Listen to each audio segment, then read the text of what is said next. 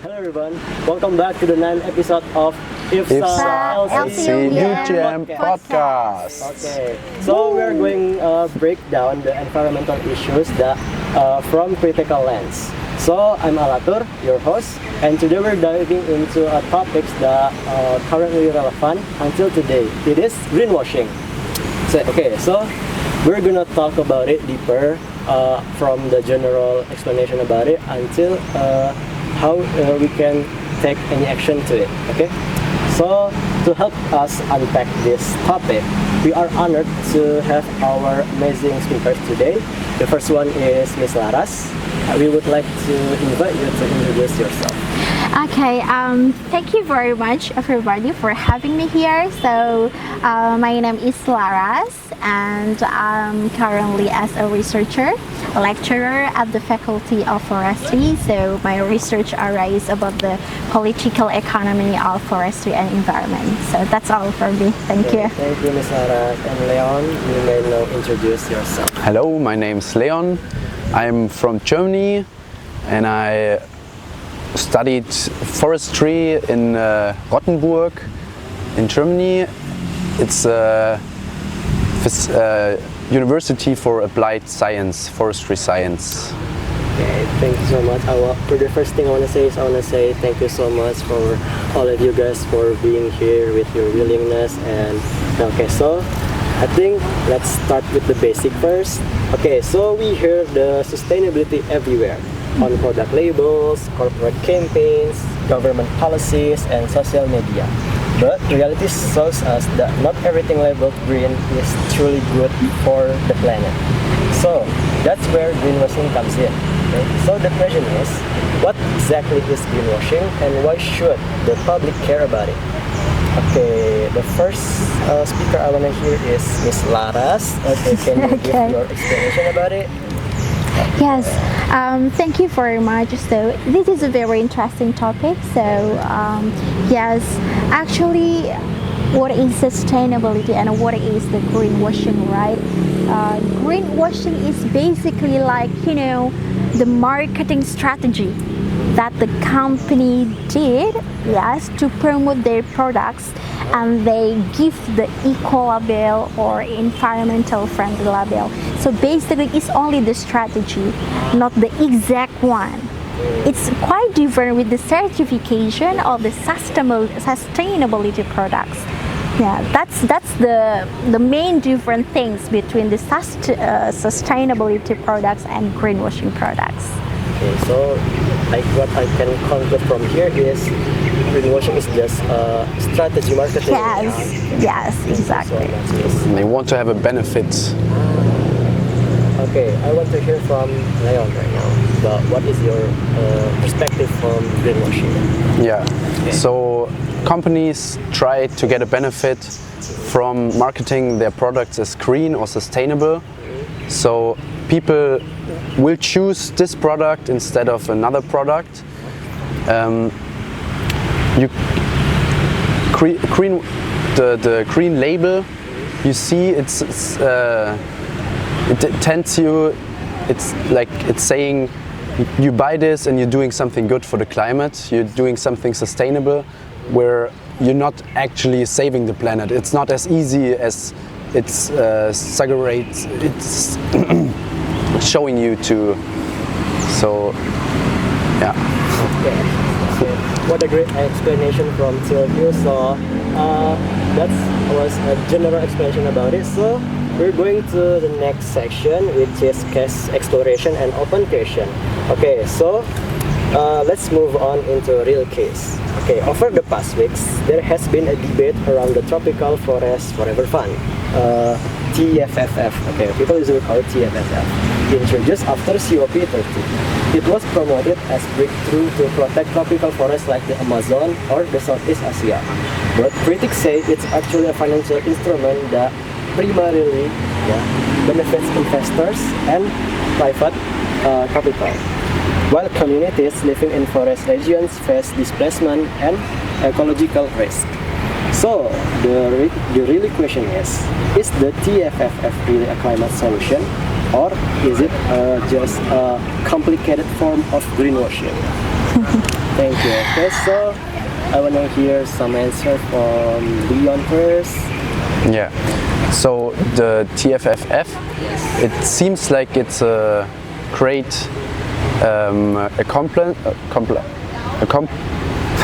sorry for my English, it's not my native language.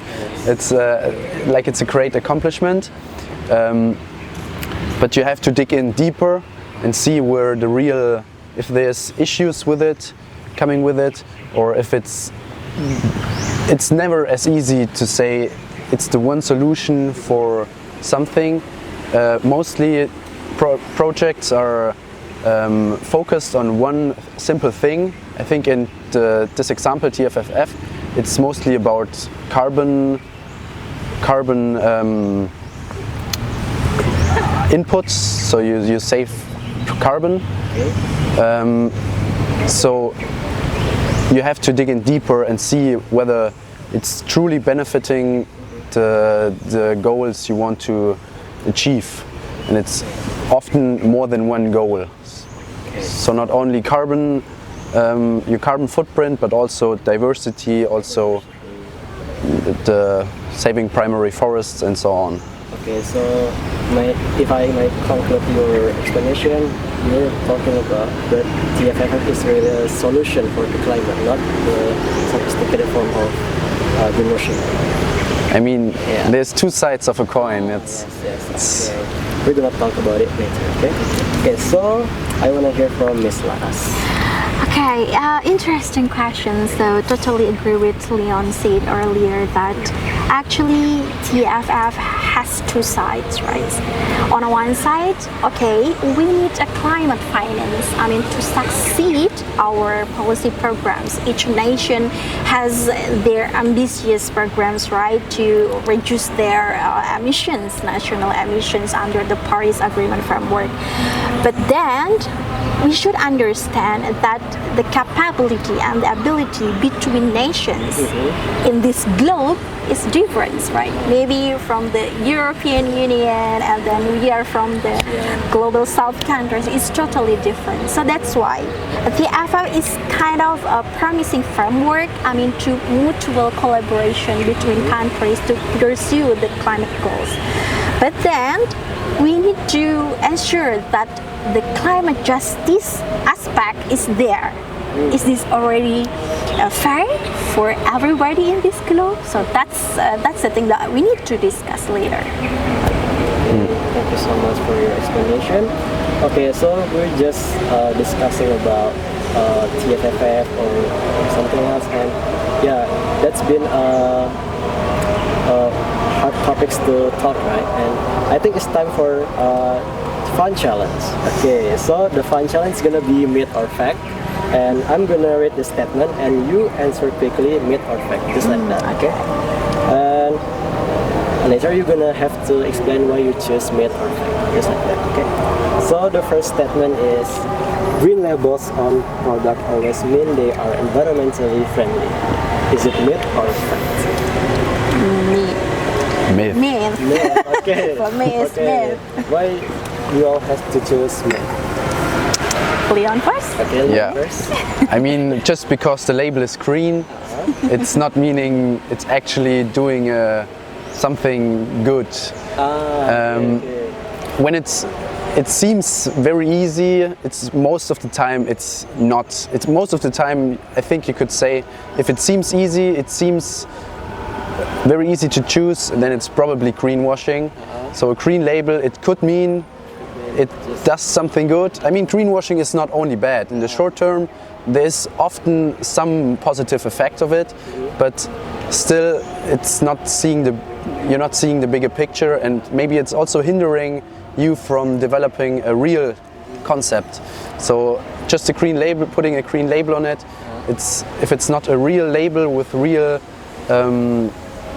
things that it's committing to,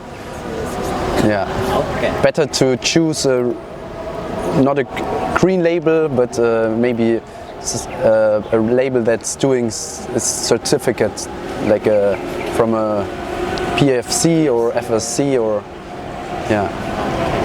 What about Miss?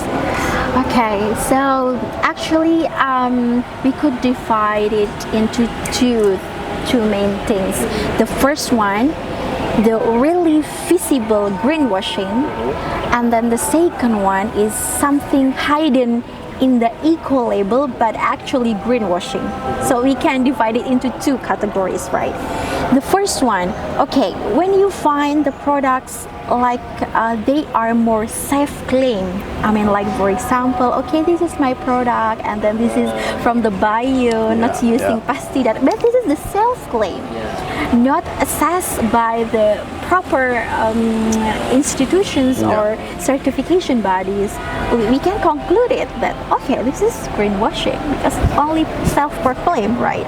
But then we also find like, you know, there are something products that actually already certified by credible institutions, but then sometimes they, like, you know, at the practical level they miss some procedures, but then they do not comply again anymore. So it's kind of okay, they have this certification, but actually maybe they are no longer doing this good practices. So that's why we could divide it into two main categories.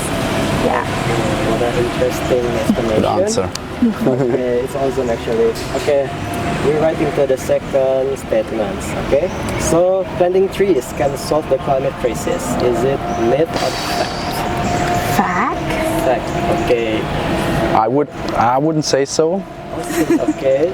What explanation will you bring to your argument? Okay. I mean, it's one way. It's one of the things you can do to solve the climate crisis, but just saying only planting trees is going to solve it, I think it's not doing it's not enough. Just for carbon. I'm missing the words. I'm sorry, but just for the binding carbon, I think it's a good thing. Of course, I wouldn't try to deteriorate on it, but it's I think there's more to the. It's a very complex situation, and I mean, like, we've already heard this from you even in elementary school, right? Like, trees can solve the climate crisis. Like, my teacher always said that when I was in elementary school. Okay. Well, I think I'm gonna do some explanation for. Do you say earlier the only thing planting trees, or planting trees is one of? One of. Oh, okay.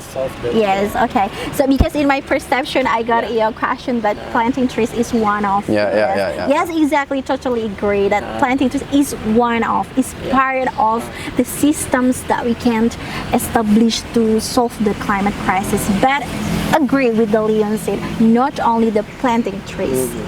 So basically, climate crisis is not the technical issue only, right?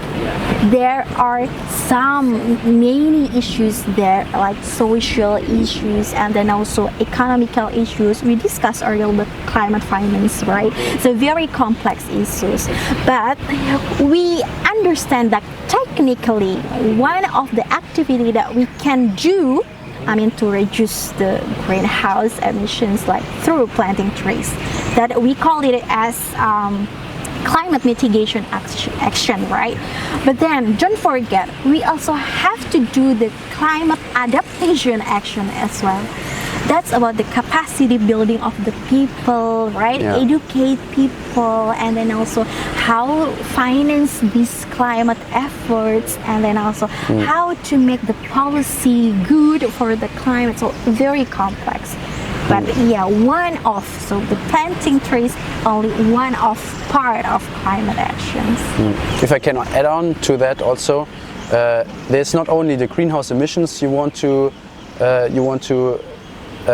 encounter, but also diversity and many other things come with it.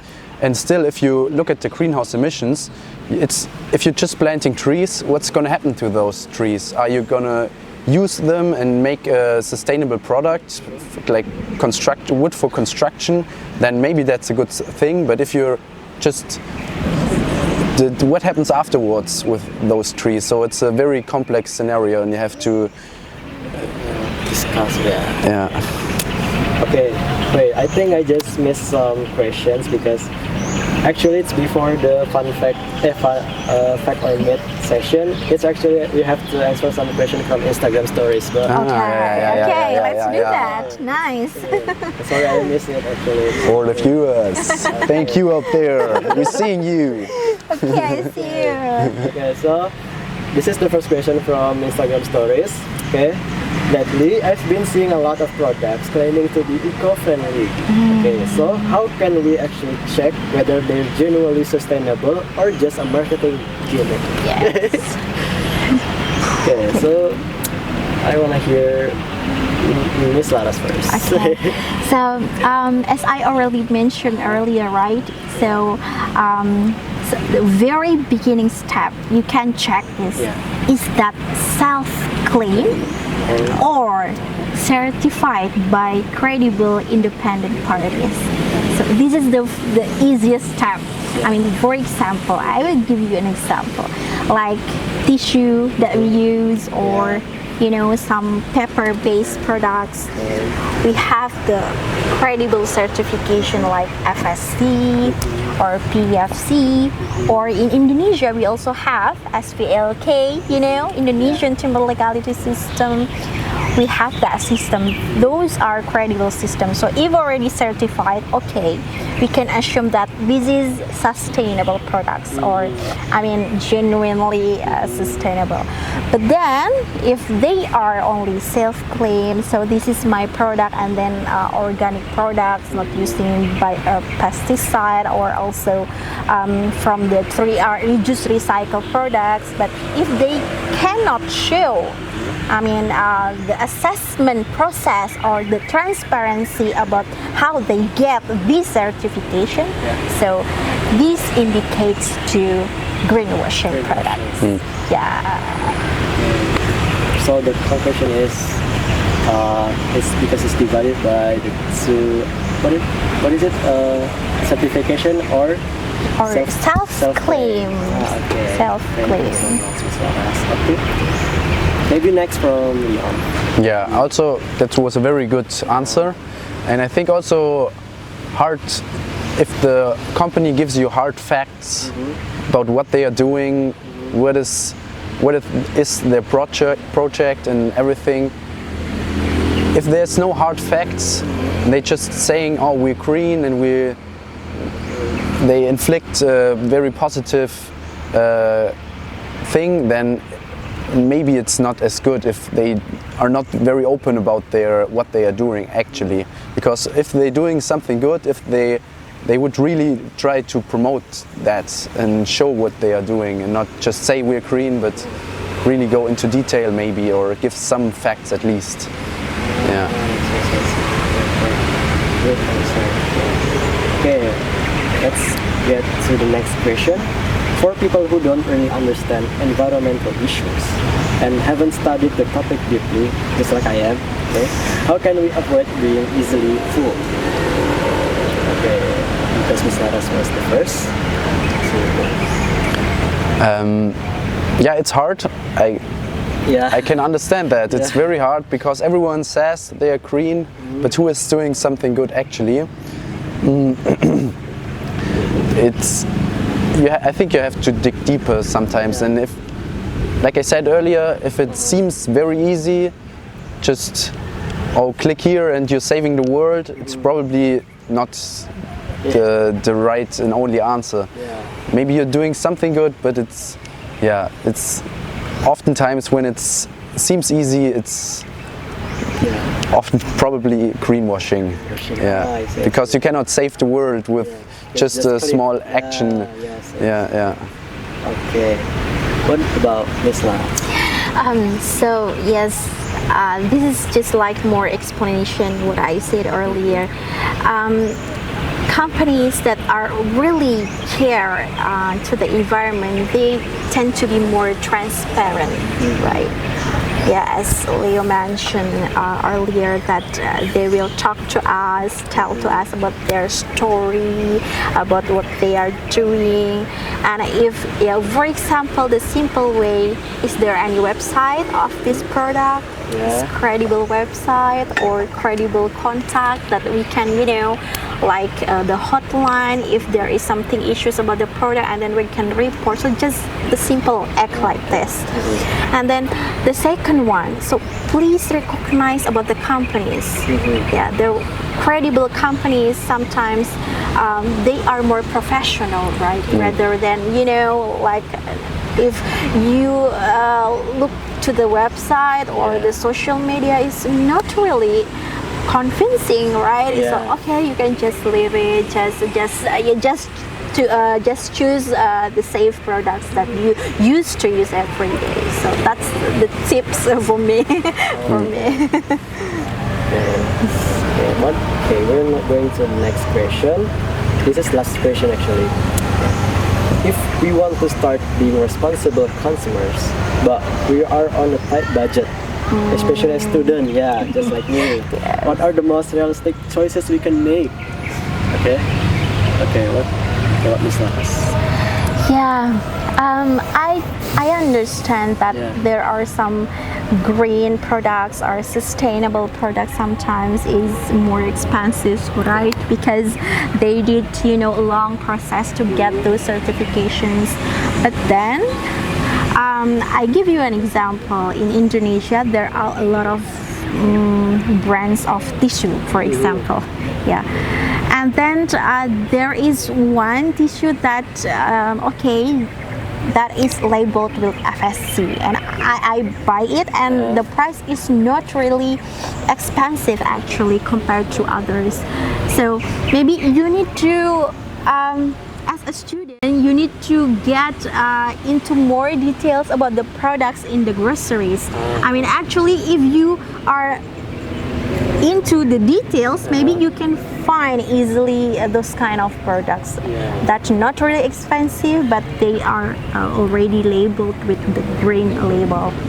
That's we have those kind of products in Indonesia. But then maybe the distribution of this product not really broad, like the conventional product. Let's say maybe only in the city, in the urban areas, the distribute. So that's why it's sometimes like issue. So how about students in rural areas? So how they can adjust with this situation is still problematic as well. Thank you, Ms. Laras. What about Leon? I think just decreasing your consuming also helps. So you're saving money by not spending any money for a new product, and you're not, you're doing something good. And then on the other hand, also buying not new, but we talked about that earlier about clothes shopping, thrifting. If you're buying second hand, maybe the production wasn't as good if you buy a certificated thing, but it is already produced, and why not recycle it and reuse it again? So Yes. Can I add on that? So yes, agree with that, reducing our consumption. So basically, this is the big issue, especially in the urban areas. I mean, waste issue everywhere, right? So I think this is a very good example. If students you can reduce your consumptions, and then you can also share with your friends about, okay, maybe we can just buy this for sharing. I mean, like it's gonna be cheaper, right? When you when you buy something, sharing with your friends. So, thank you for your answer. That's really helping me to what do you call it? Apply it on the greenwashing. So we all done for the fun fact and fun game, the fun fact. So we're going to the next session, which is critical evaluation and verification. Okay, so before we're going to end game this podcast. I want to take a moment to reflect about what, after learning about real cases and myths we're talking about, what should people remember when facing green initiatives presented in the media or governing policies? And also, how can youth actively participate in resisting greenwashing? Did you get my question or should I? Yes. Okay. Good on this. So basically, youth role is very important to promote this issue about greenwashing, maybe through your social media or something like. You can make a video campaign about how to avoid greenwashing. You can give an example. This is the products that are really environmentally sustainable, but this is the products that only self-claim or something like that. You can help us, help the policy maker to mainstream this issue in your communities. But then more importantly is you should be more internalize this issue. In yourself is very important. Okay, you have to have the commitment. Okay, maybe start myself. I will only buy the true or the genuine certification products, and then you can share with the people like, no, this is the real product, this is not only the claim product or something like that. So I think the campaign is very useful, and I believe that in this era, so we have a lot of digital platforms you can do by yourself, right? What about from Leon? Yeah, I think also social media, especially the short formats videos are very commonly watched by especially young people. So I think it's very important to connect to the young people and get a generation who is informed and knows about it, about climate change, about greenwashing as a part of it. And also you can start in your personal environment, talking to people, talking to your friends, your parents, family. So it's just a small step is already better than doing nothing. And I see. don't be overwhelmed by the big greater picture, but But you lose. Yeah. Okay, that's all for the podcast actually. Okay, so I want to say thank you so much for our speakers, Ms. Laras and Leon, for such powerful and insightful discussion we've been done today. And thank you everyone for listening to this podcast. Today reminds us that not all green initiatives are green. That we must stay critical for our forests, for our future, and for our communities. As young people, we have a responsibility to shape what comes next. We can start by educating ourselves, or educating other people, just like Leon said, and supporting some community and environmental movements. Okay, so and also the most important thing is not stay silent when the injustice is happening in the name of sustainability, right? yeah. Okay, so every voice matters, and collective action begin with the small step we take today. Okay, so stay aware, stay critical, and stay involved. See you on the next IFSA ILU-POD podcast episode. Bye bye. Bye bye.